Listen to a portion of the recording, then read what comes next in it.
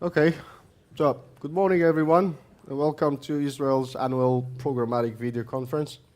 I'd like to offer a special welcome to our overseas guests, and I hope you're enjoying Tel Aviv. My name is Turjeman, and I'm the CEO of ArtiMedia. Video has been on the rise for several years now, and I'm sure that today we will have the opportunity to expand our knowledge in that field. Before we will dive into video advertising, I want to shortly introduce ArtiMedia to you and what we do. I think you will find that ArtiMedia's story is actually pretty much the story of the video programmatic advertising in the recent 2 years. So, 2 years ago, video advertising industry in Israel, sorry, the clicker doesn't work. Oh, okay. Video advertising industry in Israel had many players. We had the two major international platforms, Facebook and YouTube, and many local publishers. And the difference between them was very clear. Facebook and YouTube were less content-oriented, but had a major advantage: data and the ability to target audiences. Local publishers, on the other hand, presented the opposites. They had great editorial content produced and controlled by the publishers, but sadly, data and technology, which became a major part of advertising, were not part of the publisher's value proposition. So, in light of this major difference, the knockout blow for publishers were just around the corner, or just a matter of time, if you like. The advertising industry became data-oriented, and publishers were left behind. ArtiMedia was found exactly for this purpose, to help publishers close this gap, and the video I'm about to show you will demonstrate how we do it.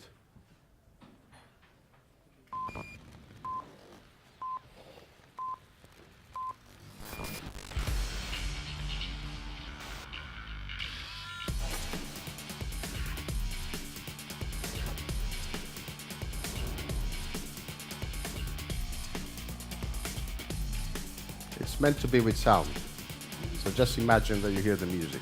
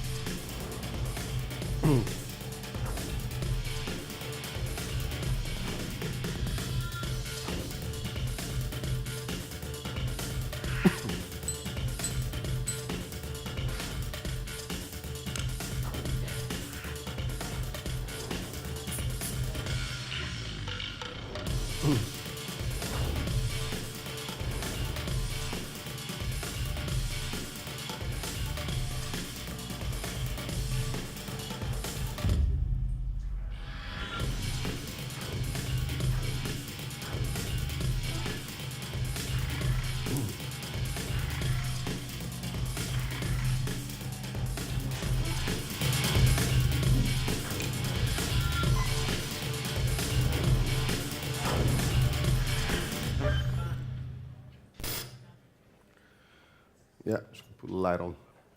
So, this is ArtiMedia, a programmatic video ad network based on technology, premium content, and local publishers.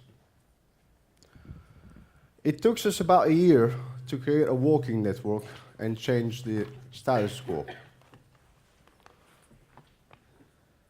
The local video advertising industry went from all manual to 100% programmatic, and that took us about, like I said, a year to 18 months.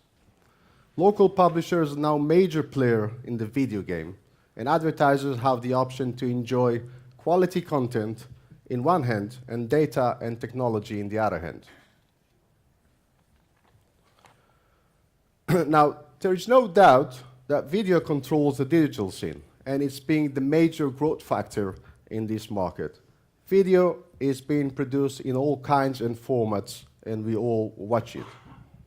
Demands for video is continuously on the rise, so much that for the first time in the history of media, traditional TV is actually being challenged. Programmatic video advertising holds a great promise with countless advantages. We simply do much more in less time and effort with our advertising budgets. It's automated and cost-effective, and it helps us reach our audience easily whenever and wherever they are. In fact, programmatic video has so much power that it can influence the entire consumer journey, as you can see in the slide in front of you. Starting with brand awareness and recognition and moving forward to consideration and recommendation and even the actual purchase itself. Programmatic methods enable video advertising to be present throughout all stages of the funnel. But unfortunately, programmatic advertising also suffers from a crisis of confidence, with a lot of questions and buzzwords flying around and justifiably worries marketeers.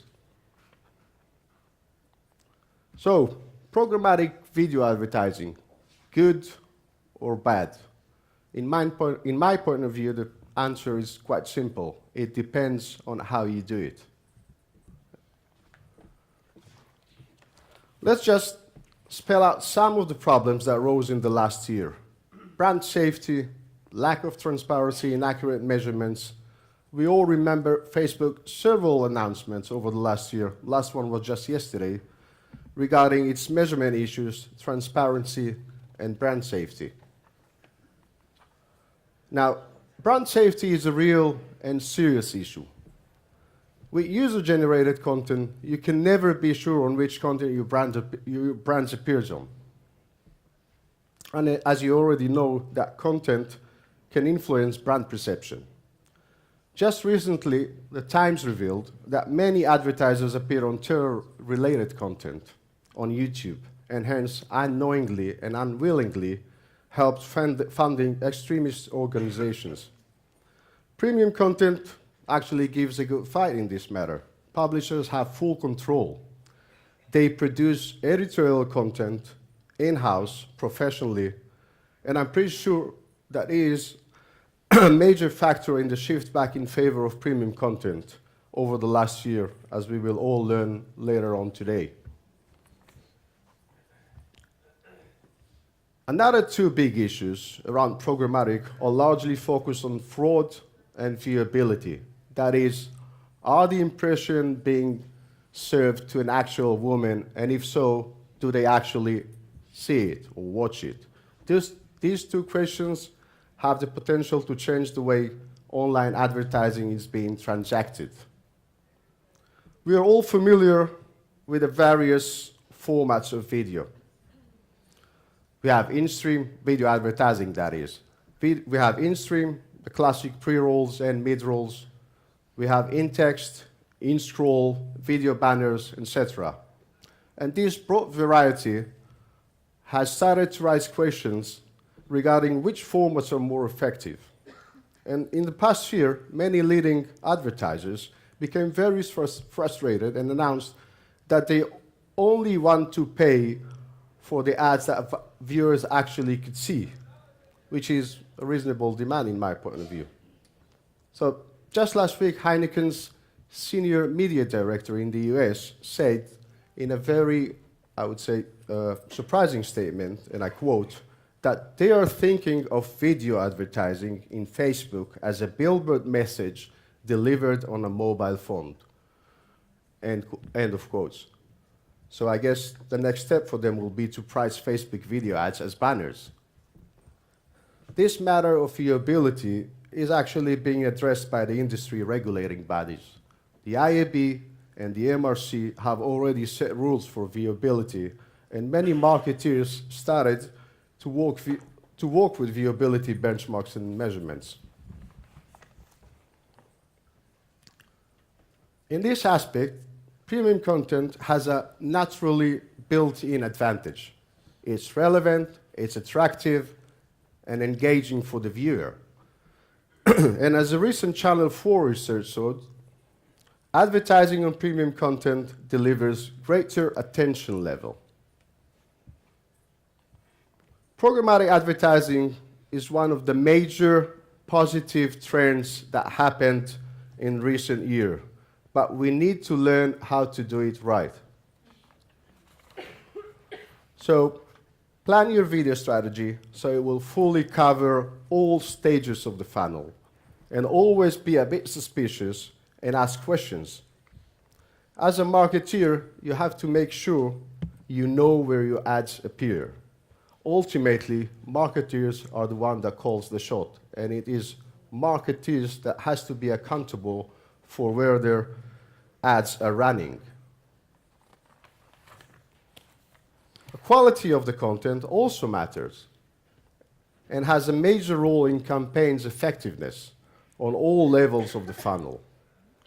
Comscore study showed that advertising on premium content drives higher ad effectiveness that comes from the value of the contextual environment in which the advertising is seen. Insist on viewability. Highly viewable inventory is one metric advertisers should be looking at to identify quality inventory and achieve awareness and consideration goals. Again, as we showed on the funnel slide before.